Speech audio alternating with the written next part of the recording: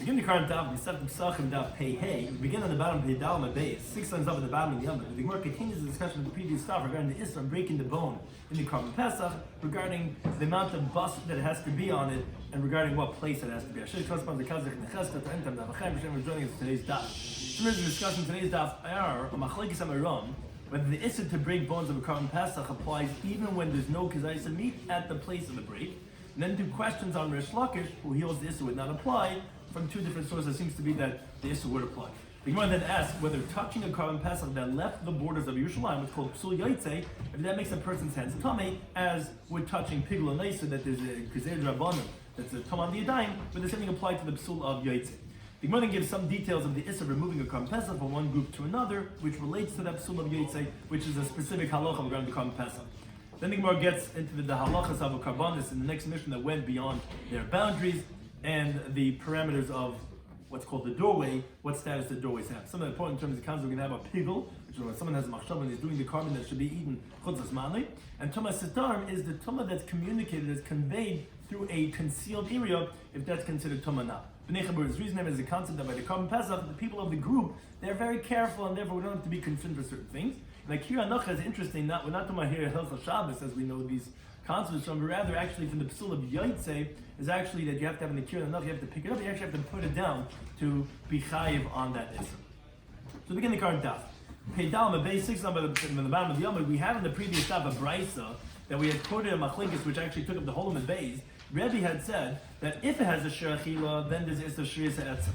If there's no shiur achila, then there's no din of Shrius Etzem. The Chama hold that the love applies even if ain't love kazayis baser, as long as it's kosher. But according to Rabbi, it's only if it has, according to one interpretation, a shiur of achila. So now the Gemara brings a machlekes regarding this machlekes of Rabbi and Rabban. It's my religion as follows. There's a limb that does not have an outside of meat in this place, but it does have an outside piece of meat in the other place. You're probably recalling this from the previous Daf, with 2 lines off, which that was one of the interpretations regarding if what's the halacha that we're saying is the dispute between Rebbe and the Rabbanim. If there's basar in one place and there's basar but not in the place where you're going to break it. So the machlekes Rabbi Shloimy says yes, okay, it's still going to have the issa of breaking the bone of the Korban Pesach.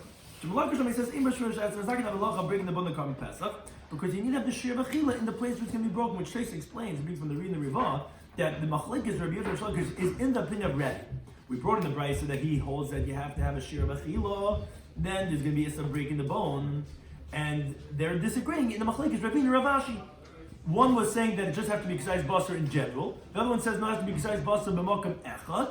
Because the country Rabbana holds it just to be kosher. Everyone would agree that there would be issa shrius etzem of breaking the bone, even though there's no k'zayis here in this place.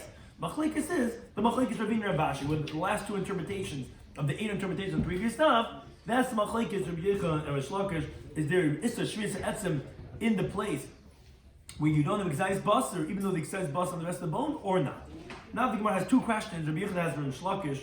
The Brisa says like this. The Brisa quotes the pasuk of Esem Leisij Rabbi. You're not supposed to break a bone in the Korban Pesach. Says the Brisa, whether it's a bone that has an olive size of flesh, whether it's a bone that does not have an olive size of flesh. Now says the Gemara, this Rabbi Yechon's question on Rish Lakish. What does it mean that there doesn't have a gazayis of flesh? If you're going to think that the Brisa means to say there's no gazayis of flesh at all on the whole bone, why is that a problem about breaking the bone? Both Rabbi Yechon and Rish Lakish both agree that it has to have at least a gazayis basar. Question was, it has to be makom echad, meaning in the place where you're breaking it. But everyone agrees it has to have a gazayis basar. So obviously it cannot mean that it doesn't have it all. Isn't this what the Brisa is saying?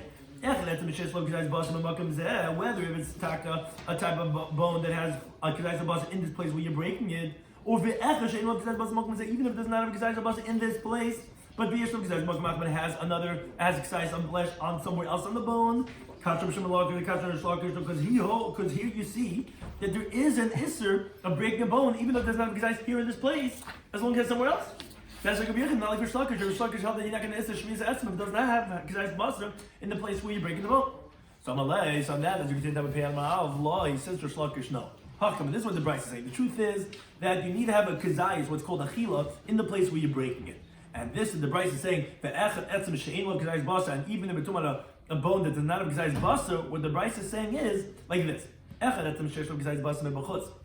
Whether it's a bone that has an outside of flesh on the outside, and it's that it doesn't have, not in this place versus another place. It does not have an outside of flesh on the outside, but it does have an outside of flesh on the inside. What's that called? That's the mayach, that's the marrow. But it's going to be in the place where it's going to be broken. And what's the chiddush of the Bryce? And then the chiddush is to tell you that achilas mayach, eating the marrow, is considered achilas, considered as the basar. And therefore that is the chiddush of the Bryce. Nothing to do. It has to be makom shvira. This is saying it just doesn't have on the outside, but it has on the inside. But Tanya, interesting raya the Gemara brings, as we learned in the Bryce, that you're not allowed to break the bone, which has inside of it marrow, and that's the chiddush of the Bryce, that you don't say, what? Why would you think you could break the bone to have the marrow? Because you would think you would say, asay of v'achlu es basar would be difficult to say of breaking the bone. Now you could only have such a havamina if the marrow is meat. And that's what Rish Lakish is saying is the previous Bryce's chiddush, to say that it doesn't have gizayis basar, not that it doesn't have gizayis basar in this place. It does. It just doesn't have on the outside, it has on the inside. And that's the chiddush of Bryce, that the marrow, and that's what this Bryce, that's Vatanya, that's bring a raya, you see from that Bryce that was the havamin, that you thought you could break the bone to get the marrow on the inside because it is considered as basar. As the Bryce says in the pasuk in Shemais, that don't break the bone in the carbon pesach. So it says the Bryce, whether we're talking about, Taisa points out that we're saying the bigger chiddush first, whether it's talking about a bone that has inside of it marrow, whether it's a bone that does not have marrow, doesn't make a difference, you can never break the bones. Wait a second, says the Bryce.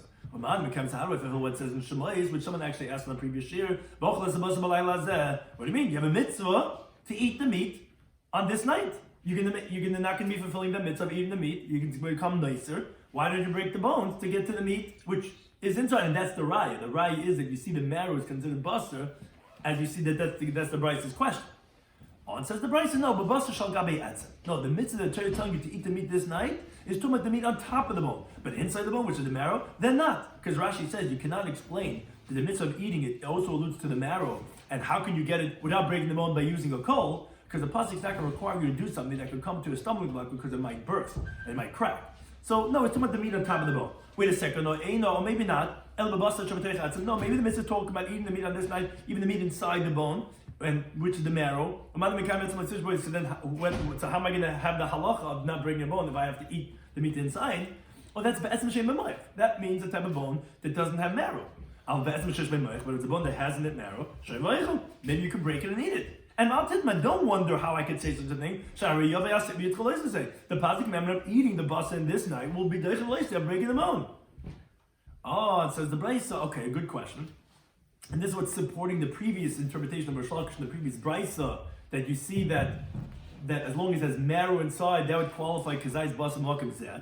When it says in the pasuk in Bamidbar ve'etzma yishbru by Pesach Sheni, when people would tell me over there by Pesach Rishon, they bring in the Pesach Sheni, and there it says the halacha that don't break the bone there either. Now Shein Tamalani, that's not necessary because we don't have to tell you there's an issue of breaking the bones. The pasuk already tells them the Pesach Sheni is going to have the same halacha as the Pesach Rishon. So why are you repeating and saying don't break the bones? I already know it has the same halacha as Pesach Rishon. It's coming to tell you something additional. Not only if it doesn't, but even if it's a bone that has in it marrow, even though it is going to be issue to break it, whether it's a bone that does not have marrow, that's where we see that there's issue to break the bones, even in those cases too. Now, so one thing we see from this Bryce is that the marrow is considered as basar, and that's what Shlokish says. It's not a question on me that you see from the first Bryce and that, it doesn't have basar b'makom zeh, but it has b'makom achad that's going to be considered issue shvir. No, it has to be because it has b'makom zeh. So what's echad etzem she'ein b'mayit? That she'ein b'basar, kazayis basar, it means it doesn't have on the outside, has on the inside. And that's the Bryce Chitz should say that even that will still be considered kazayis basar, like you see from the second Bryce, that's considered as kazayis basar, and you would have even thought to say you could break the bone to get the marrow inside because of a seder chalis. Now, however, Rabbi Yechon asked another question of Rish Lakish, basically from a Mishnah on the base. Mishnah says, we're going to discuss this Mishnah 2 times in this Amid before we even get to the Mishnah on the base. It says the Mishnah like this: a limb, a part of it went out of Yerushalayim, so you're going to have to cut off the part that went out because it became puzzle as Yaitse. So what you do is you cut the meat all around, ad makom shemagilat, until you reach the bone, and then you peel off the meat that didn't go out, until you reach the joint, which that's where the bones are connected. And you cut by the joint, and you throw away the bone that part of it had gone out, and you eat the peeled off meat. That's what the Mishnah says on the Bezi do. Now, it says the Gemara, Rabbi Yamid asked Rabbi Shloimy Schwartzberg, if you're going to say that if you have a limb that does not have a knowledge size of flesh in this place, even though it has an excised basa, but it has in another place. You were shlakashay. Even there's no issue breaking the bone. Wait a second. Why does the Mishnah have to give me this procedure? That you peel off from the meat until you reach the joint and you crack it over there? I can tell you much easier right there. Niklev Beipurta, peel off a little bit of the meat on the outside until you have less than a kazayas basa wherever you want to, in the area where you're going to break it all around, and then break it. There's no problem about breaking a bone in the middle where there's no kazayas basa. You told me it's only if it has kazayas basa b'makom hazeh. As long as it doesn't have, according to me, you can't do that because as long as anywhere on the bone kazayas basa, it's going to be issur breaking the bone. But you said it's only b'makom hazeh where you're going to break it. So peel away the flesh and crack it. Why do you have to go and cut to the bone, peel off, break by the joint, cut right over there, just peel off? So the Gemara has two approaches. The Bayam, he says, it's only when it doesn't have flesh in the first place, but to peel it off is a different. I don't know, I hear. That's what you're saying, I hear. So you're asking a shot, you're saying maybe if it had at one point. Every bone had meat at one point. Right, I hear. Good shayla, and the Gemara is naming on that it's a problem, that it wouldn't be a problem if it doesn't have right now. So Abayam, he says Mishum Paka. He says that no, what happens is because if you're going to do this, maybe it's going to burst and it's going to break beneath the area of where there is meat. When you're going to hit it on the place where you're cracking, when you're trying to break it, it'll crack along an area where there is meat. So because of that, we don't want you to do this. You'll do by the joint. You won't have the problem. Ravinam, he says no, because we're talking about the thigh bone, which has in it a lot of marrow. Get the maras by the thigh bone, so it has a kazayis basa mitaychay. So it's not you have to peel away on the outside. Inside is the basa b'makom hazeh. So therefore, you got to do it by the joint because it wouldn't help to peel on the outside. So therefore, that's not either difficult on Rish Lakish. So the Gemara resolved both questions of Rish Lakish. Now, once we introduce the Mishnah Amud Beis, the Gemara is going to bring in another discussion that will bring up again the Mishnah Amud Beis. It's not us, a different discussion. We learn the Mishnah later on in Kuf Chaf Amud Beis. It says a pigel. Something that had a machshava, this carbon should be chutz l'smani eaten, or v'anais over is actually left over from its designated time. The halach is matam sidain. These pieces of carbon, they rabbinically make a person's hands tummy. Now, what's the reason? So Rav Chisda, Chadam once said nechash they couldn't because of the suspicion of the kehanim, and Chadam ne'as they couldn't. The other one says because of the lazy kehanim. And the Gemara actually says they're not disagreeing. Marmas now pigel, one is going on the halach of pigel. Marmas now this one's going on the halach of neisa. The Gemara explains. The one who's talking about pigel, that's Mishum Chash Dekuna. We suspect that the Kohen is going to make a carbon pigel because he hates a guy. So he's like, you know what, I don't want this guy's carbon to work. So he says, let it be in chutz's money. So to prevent that, they made a gzeira, or you're going to make a pigel, it's going to make your hands tummy. Like you have to go ahead and dip your hands, do a tefillah, before you touch kachim. It's an effort. For a tircha, okay, it's not going to go do some voodoo on some guy. It's not worth it. He's not going to make it possible by doing some pigel. So that's because of Chashdikun.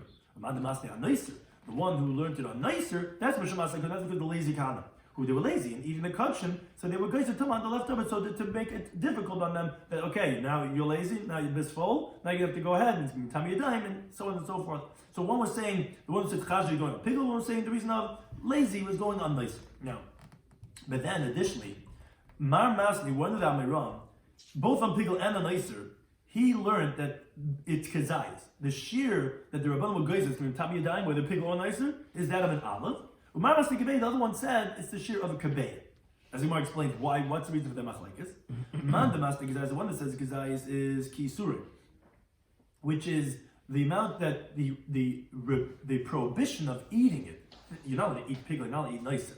How much is the shiur that you have the prohibition? Is a kazayis. All isura achila are that of an olive. So that's the shiur that they said it's going to be Tabi Yadayim. The one that says no, it's going to be the size of an egg, is ketumase, meaning in general, tumas eichlin, which these are food items, biblically the shiur is kebeya. So this rabbinic tum of Yudayim, they're either comparing it to the isser of pigel and nicer, or to there's two categories you could compare it to. That of this isser, which pigel and nicer, which is that of a or the halachas of tumah in general, because you're making a rabbinic tumah, that of which would be kibeh. So that's the machlik. Now, but what we really want is the next part, which is going to relate back to our Mishnah on the base, which we just introduced before with the previous Gemara's discussion. Ibo, that's the question. Yaitse, let's say the carbon went out of the perimeter that's allowed to be. Gaz Rabban Tumah, did Rabban make a gzeira on Tumah or not? As the Gemara explains. Do we say nicer to go to Tumah? Yeah. By nicer, when you left over the carbon, you didn't eat it, you were lazy. They were going to Tumah, because people are going to become lazy. And there was says, you eat it because it's going to be time you die. But if it left the area, that's very different. There's one is passive, laziness, the other one is actively taking out of the area. That would not have to be geyser for. So like us, Rabban Tumah, therefore the Rabban would not be geyser Tumah there on Yaitse. Maybe no, because the guy would be negligent. So therefore to prevent people from being negligent, just like by nicer, not to be lazy over here, not to take it out, we were geyser. So what's the halacha? So it says the Gemara Tashmat's being derived from the Mishnah on the base, which we quoted before. The Mishnah says, you have them that went partially out. You cut the meat, the flesh, until you reach the bone. Then you peel it away until you reach the joint. And you cut it off. So therefore you could, the part of the meat that went out will be possible. The part of the meat that was in, you'll be able to use that. It says the Gemara, if you're going to say that Rabban would geyser tumah by the psul of yaitse, so when you cut away the flesh, my hava, what does it help? Yeah, you separated from that which became puzzle, and that's what didn't become puzzle. But the outer flesh is contaminating the inner flesh because it touches the point of where it went out that's connected to the part that was inside. So obviously there's no tumah of yaitse, because if it was, then what would help to peel away? It would anyways be inedible because it would be tummy carbon. So that's not true, it's not a proof. Because tumah sesarmi, this is what's called concealed tumah, meaning any place where if it's touching something else in a concealed area where you can't see where it's touching, because you don't see your skin touching your skin, it's minei ubei, it's inside. But tumah sesarm limitamya. Concealed tumah does not contaminate, which the Gemara learns of Masechtas Nida does not contaminate because it learns of pasuk b'yadav l'shadav b'mayim, which the Gemara there now says that you need like touching with hands, which you could see what you're touching, something that you don't see it touching, where like the flesh touching other flesh, you don't see it touching, it's beneath the surface, so to speak. That's not going to contaminate. So that's not a question. You don't see the meat touching, meaning it's beneath. You only see the top. Yeah, what's with the top touching top? But that's what's called tumah sestarim, is like, let's say inside a person. It's concealed. So therefore that would not be considered as a problem. Tumah, so that's not a right. It says Ravina that he says over there in Perek Mem Makash on Daf Yomi regarding when you have food items that are touching. That when your food item is touching, is not considered as connected. So it's really like it's crumbled. It's not considered basis sesarm because it's not like you see one contiguous thing. So you don't see it touching. It's one entity. But he holds that no, food items you don't say that. You say it's like crumbled, like in different pieces. So then, Michael, what are you going to say? So it's touching each other. It is going to contaminate. So you have a raya that is obviously not metamid, because it was metamid, and even the inside flesh should not be kosher. So the Gemara says, no, it's not a raya. I'll tell you what. Lamad Damastic Gazayis, we mentioned before that there's machlekes regarding this tumah of nicer and pigel, which we want to say it's the same thing with the yaitse also, that has a shiur. Some say Gazayis, some say kibeh. So I can tell you that maybe that actually it would have a tumah. A tumah is how you're allowed to eat the inner flesh. Because the Damastic is the one that says it has to have a shiur Gazayis to left by Gazayis. That little bit that went out wasn't a shiur Gazayis. So it does not have the shiur of becoming tummy. Well, the Damastic kibeh, one says it has to be shiur of a kibeh, it doesn't have a kibeh. So therefore that's why not metamid, but it's possible that it would, if it had the shiur, actually would be metamid. Someone says, let's bring another right. Hamitzi basa pesach mechaber. The right says if someone takes out basa pesach, takes out meat of a carbon pesach mechaber from one group to another group. As we said, they were done in groups, and even though it's a negative prohibition, which Gemara is going to explain later on, what's the loisa say? Tar, the carbon is still going to remain tar. Says the Gemara, my love, isn't it? That's tar. It's going to be pure from contaminating.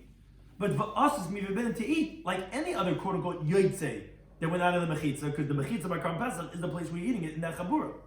The yoitze mechabur lechabur, because going out from one group to another group is kiyetz chuz mechitza. It's like taking a regular carbon out of its perimeter. Umivsel, and it's puzzle. So therefore there would be an isser, until you said, oh, but it remains tar. I mean, you see, like a Rabban Tumah. Obviously, we're not going to Rabban Tumah on Psul Yaitse, because this is Yaitse, and although it's Aser, it's puzzle, but there's no Tumah, because you're saying that it's tar. So the Malay, no, tar or mutter. It'd be tar and it'd be permitted, because no, there's no Psul Yaitse over here. Because the Yaitse Mechabul Chabur, although there is an Isser of taking out Karban Pesach from one group to another group. Lav Kiyitz Chutz B'Sazim. That does not have the halacha as the generic psul of Yotze, and the V'loi Mefsul does not become psul like the psul of Yotze. There is a Leisa say, but there's no psul. But you're right. If we went out of the mechitzas, I would truthfully tell you that maybe there would be a law as I'm telling you, there's no right. But says, how could you say this? But the next line there in that brisa says, but whoever eats it or is a b'leisa say that you get a negative prohibition. Not just that there's an issue of taking it out, but that once you took it out to another chabura, there's a leisa say. What's the leisa say? So like Rashi says, like the Gemara said enough from Dalman Al, says lo yochel ki kaidishu, meaning anything became possible when it was kaidish. The Torah tells you a leisa say and eating it. So obviously you are considering it as a psul of yotze, and that's why it's possible. Because if it was not possible, you just did the issue of taking it out, so then it wouldn't be possible. So what are you going to license say for eating it? There's two things: you're taking it out and eating it. Why would you get license say for eating it? Obviously, it's possible. Okay, back to the question. Obviously, it is possible, and still you say it's going to be tar. So obviously that you're not going to be geizer tamam. So yes. So the Gemara says, okay, wait a second. Mishlam I can tell you according to the one who says that on pigel and nicer this year is kabeya. So you could still answer and you could say that no, maybe there is exev tamam on yaitz. I was saying that's tar.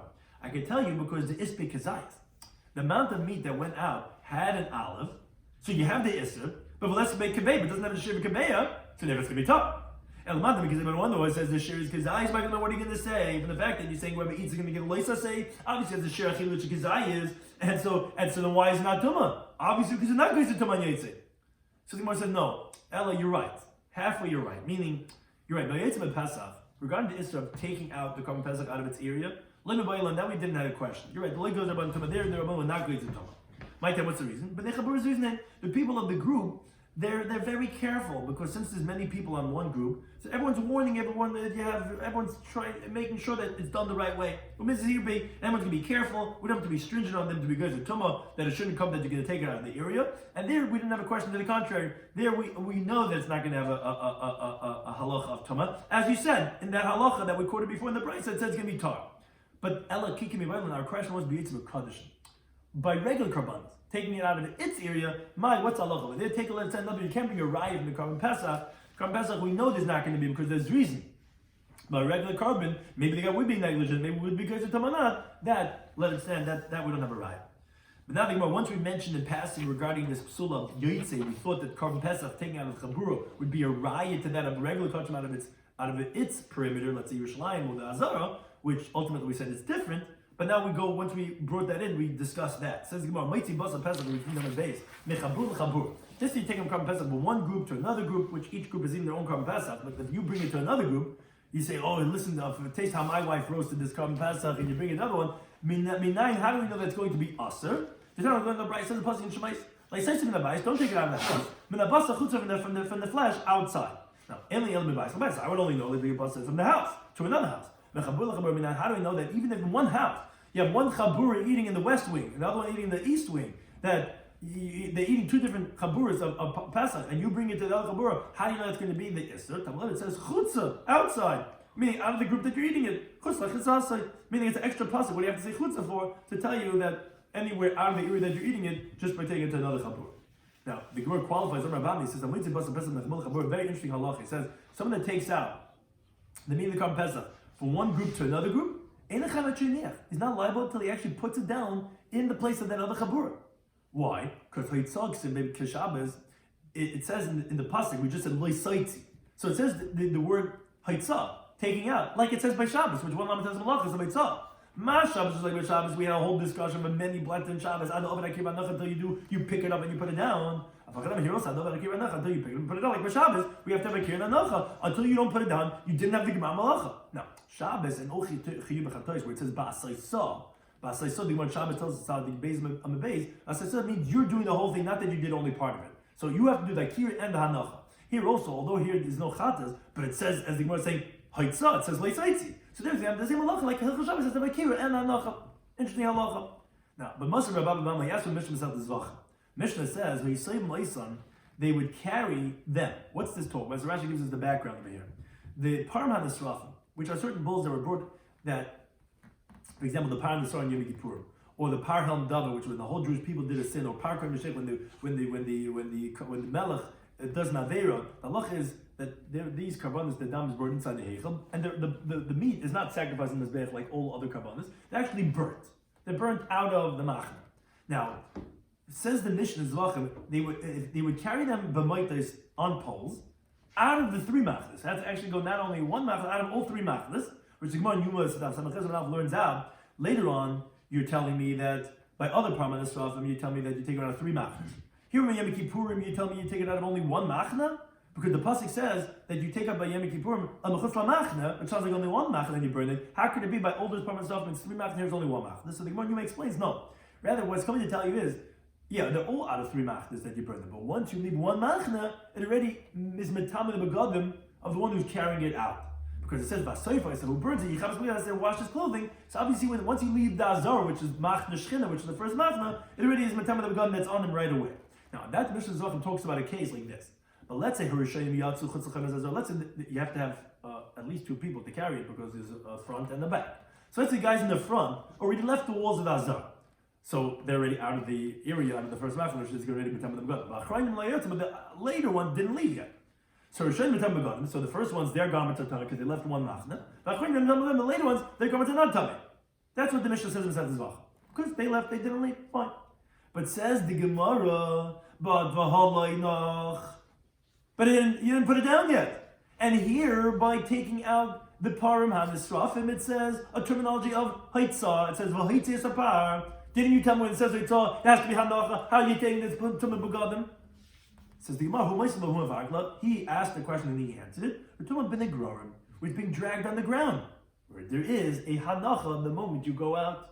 So even though the later guys are still inside, so Taisa doesn't have to be actually dragging because as long as within 3 tvachim from the ground, which then it's already considered like in the ground itself. But that's why it's going to have Thomas Bagad. But you're right. If not, it wouldn't be until you do hanacha because it's lashon b'tzah. Maybe he'll mahalach going with dummy. Mahalach going with dummy. I hit. Okay. Yeah, but this is I'll leave with the cool album, according to all sheets. So we continue to halacha the next Mishnah. The Mishnah said, continue on the psulim regarding Karban Pesach, which we mentioned this Mishnah, like we said already twice on Lamed Aleph.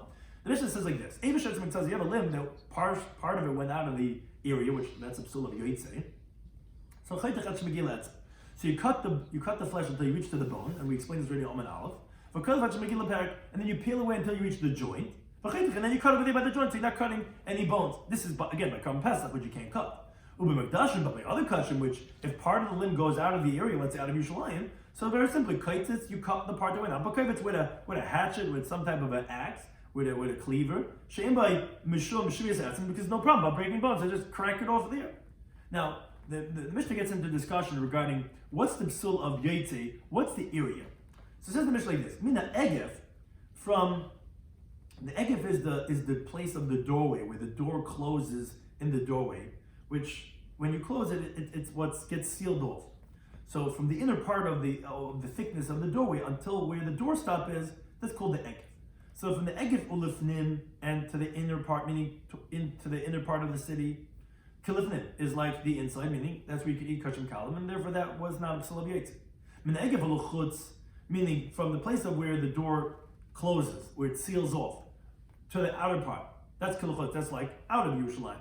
Now, the egef itself, we don't know yet if that's like the inside or the outside. The Gemara is going to explain, but here we're talking about when you seal it off, so from inner is in like, and outer is out like, which this picture doesn't have to be so precise, because you could have where the door closes where you still have more space in the doorway, but wherever the door is sealed off, when you would close it, that inner is like inner, outer is like outer. Now, hachalainis, the windows in the walls of Yerushalayim, V'ayvi, and the thickness on the top of ha'chayma of the wall, on the height, that's kilifnim. That's like the inside. Now, although by the thickness of the gates, we didn't say this, the Gemara is going to explain the reason why by the gates, because of the mitzayram, that it does not have that sanctity, but the windows and on the top of the wall does have the halacha of the inside, like of Yerushalayim itself. But first the Gemara introduces and says that Amar Rabbi Yehuda Marav, he says, this halacha we said in the Mishnah, that if someone's standing in the doorway, in the inner part, then he's going to go, then it's like the inside. Same thing applies to the tefillah, which Machlekes Rashi and Taisa. Rashi says that means to say that he could combine for the minyan, to be 10 people, but if he's standing out of the doorway, he's not going to combine. Taisa says if he could join the tzibur just saying Kedusha and Yehesh Meirab. But be that as may, the same halacha applies to davening, which Oplid Reb Shmuel Levi, but that disagrees with Reb Shmuel Levi. He says even though a wall of iron, even if there's not separate between the Jewish people and the Father in heaven, there's no interruption in front of Hashem. Everything is revealed and known in front of Him, and there's no blocking, and it doesn't make a difference if you're in the doorway, out of the doorway. You're still going to be able to combine with the minute. But first, the Gemara goes back to explain and say, wait a second. There seems to be a contradiction in the mission itself from the inferences. Hagufa kasha. Amrit, you said, you said from the doorway into the inner part is like the inside. But the place of the thickness of the gate where where the door closes in, and that would be kalachutz. That would be like the outside. It's only from within that closing. It's like the inside. But the area itself would be kalachutz. Look at the sefer. He's saying from where it closes to the outside is like the outside, but the area of where the door closes itself is like the inside. So which one is it? So the Gemara Kasha depends for what. Kan, the sefer that's making it sound like it's like the inside is Bishari Azar, is the gates of the courtyard of the Beis HaMikdash, which that was sanctified, the thickness of the walls with the sanctity of Azar. Except, as we're going to shortly explain, from Shari Nikoner, which is the gate that they would come in from. But that's where it's like Kilafnim. Kan, the Reish that made it sound like that it's Kilachut, is B'Shari, Yerushalayim, is the gate of Yerushalayim, where the Ekev itself is like in the outside, where the thickness was not sanctified. As the Gemara explains why. Why would the gate of Yerushalayim not sanctified? The nation Mitzaram, because of the Mitzaram, which they have to be sent out all the three machnas, as the Gemara said on Daf Samach Zayin Med Aleph. Now, what's the three machnas? There's the Azara, which is Machnas Shechina, Harbais, Machnas Leviyah, and Yerushalayim is the third machnas, called Machnas Yisrael. So they have to be out of Yerushalayim. Now, but they're out into the elements. So the people of Tziras, Megina Tachtim, they can take protection underneath the doorways of Yerushalayim. In the summer because of the sun, in the winter because of the rain. So that's why they didn't sanctify so the Mitzaram could go ahead and be protected. Now, similarly, from Rabbi Shloimy Schwartzberg, he said, why you told me that the gates in Nazar were sanctified? There's Agif is like Kilafnit. But you said there's one exception, which that we mentioned, that the Shar Nikoner, which is the eastern gate of the Azar, which you would come into the primary gate into the Azara, there it does not have the sanctity of the Azar. Why not? Because the Mitzrayim would stand over there on the 8th day of when he counted for after he got healed from his tzaras, and then he cuts his hair and he tables himself, and then he waits for sundown on the 7th day, and he's still at that point what's called a Mechutzi Kippurim. He didn't bring his carbon yet. The Brisa teaches him enough of the Chosayim and Aleph that the Mechutzi Kippurim that comes into the Azara, he gets a punishment of karas, which we learn from the pasuk of Oitu Masabai. So the Mitzvah stands over there, and he sticks in his thumbs and his big toes over there into the Azara so that they could spray from the dam of his asham on him. Because if they would bring the dam outside to where he is, out of the Azara, the dam would become possible. So now, what's with him? He's coming in, he's sticking in his toes. So Rashi gives two interpretations. Either what's called Biba mixes Loishma Bia. Only partially coming in is not considered coming in, so that he's therefore not getting punished. Or, no, it is considered bia, but it's a kasser. But the Torah tells you, the Torah tells you to put him in front of Hashem, so therefore, that allows at least that, and therefore that's why they would not makadosh the Shar Nikoner, even though the rest of the Azar was. So again, that's how we miyashem the Egef. Is the Egef for Yerushalayim, it's like outside, for the Azar it's like inside, but there is one exception to the Azar itself also, which is because of the Mitzvah, so it's in the Mitzvah, but both Yerushalayim and the Azar, that's why we would not makadosh any of those Yerushalayim, so that he could go ahead and protect himself there. And the Shar Nikoner, there's also one exception, the Mitzvah could stand over there. Some of these we discussed in today's Daf, in Pesachim Daf Pei Hey, was, if you have a limb that does not exercise Basar, only in another place. So we have a if there's going to be an Isser of Shriya Sa'etzah. Now, one thing is that we said that we had two questions on Rish Lakish, so we said no. It's not difficult on him. The Bryce that makes it sound like that it doesn't have Gzais Basar doesn't mean the Makom Zeb has Makom Acher. No, it just means to say that if it doesn't have B'chutz, but it has Mibifnim, that even then it's going to be Asr. And that's because the mayach is considered as basar, and as we see from that on the brisa, you would have thought that you would say the correct the bone. And v'achlas basar actually means the basar on gabi atzam, because the bone, the marrow inside, actually does not allow you to break it, because then you would say. And where do you know that from? Because it says in the pasuk etzam liyishbru boy by Pesach Sheni, which you don't need because you already know it has like a lot of Pesach region to tell you that even etzam lishish by mayach still is that's where the Isser of Etzem Leish Rabbi applies, and therefore you're not going to say Asay Dechalei. And again, that just supports Rish Lakish in saying that his interpretation is correct. The Bryce only coming to tell you that it's going to be considered Kazais Bas B'Makam Hazeh by having the marrow, even though you don't have it on the outside. Additionally, according to the one that holds that there is no Isser of Shriya Sa'etzem, that is Rish Lakish, that it's not only that you peel away. The question was, why? How do you answer the Mishnah on the base? Why do you have to peel away the meat till the joint and crack it over there? Just peel away the less than a kazais and break it over there. No, because either it can burst and therefore you can make chayiv because it can make shiur somewhere else, or because talking about the thigh bone which has a kazais buster of mayich and that's why you can't do that. And therefore that resolved the two questions of Rish Lakish, and therefore it wasn't contradicted. Then we got into a related discussion because we had the Mishnah on the base. Second some discussion the halacha by Pigel and Noiser that there's a halacha that's metami yedai. And Pigel is because we suspect him, he might try to get somebody and maybe mafagel his carbon. Noiser because they're lazy. So machlekes is that's kazais or kabeya, which that ended up becoming a Gemara's discussion also. And we had a question regarding Yaitse. Now, there's no raya from that Mishnah Amid Beis, which you see that even though you cut away the meat, the what's that going to help for the inner meat? But if you tell me there's tumah of Yaitse, that's going to be tamid the meat on the inside. Someone said, no, that's tumah sasam. That you don't see it touching. It's like underneath the surface that's touching. According to Ravina, it says you don't say that by food items. So it's saying, oh, because it's pachas mekashir. According to the kazais, now, the Gemara actually ultimately concludes like this. You're right. By Pesach, as we saw from that brisa, we're not goys. There's no tumah of yetzi. Why? Because there's reasons. But what does remain the question is by kach. We're not sure, is there a tumah of yetzi or not? That we have no raya regarding other karbanos, which they're not the reason. They don't have everyone involved like it is by the Seder night. Then we said, once we brought that into discussion, because we thought that would be a raya from Pesach, we said Pesach has a psul of yetzi when you go to another chabura. But you're not chayiv, interestingly, until you actually put it down. You have akira enough, like it says I saw. I'm a part of the strafim. When the first group went out, they already told me, even though you didn't put it down. No, you did. You're dragging it. Well, like Taisa says, it's away from the ritvach. Then we went to the next mission, which again we quoted already twice in Amid Aleph. Okay, part of the limb goes out, and what halach is you cut until the bone, and then you peel away until the joint, and then you cut over there. You can't cut in the middle because you had a shrius etzim. But again, you can eat the meat that didn't go out. By Mukdash, by the Kohanim, you just crack it over there. There's no problem breaking the bone. Now, where is considered Yaitse? So from the Agif Lefnim is Kilefnim, and Melagim Lechutz Kilechutz. Now we had a machlekes regarding if tefillah has the same halacha too, regarding you standing in the doorway, it is like inner or outer. Rish Lakish holds it doesn't make a difference where you are. Now so too the windows and the width of the wall, they also have the halacha as Kilefnim, also like the inner part. Now what's with the Agif itself? So there's contradictory inferences in the Mishnah if it's Kilechutz or Kilefnim. So it says it depends. For the gates of the Azara, so that's going to be like lefnim, except the Shainekid, because the Mitzvah has to be able to put in this behind us.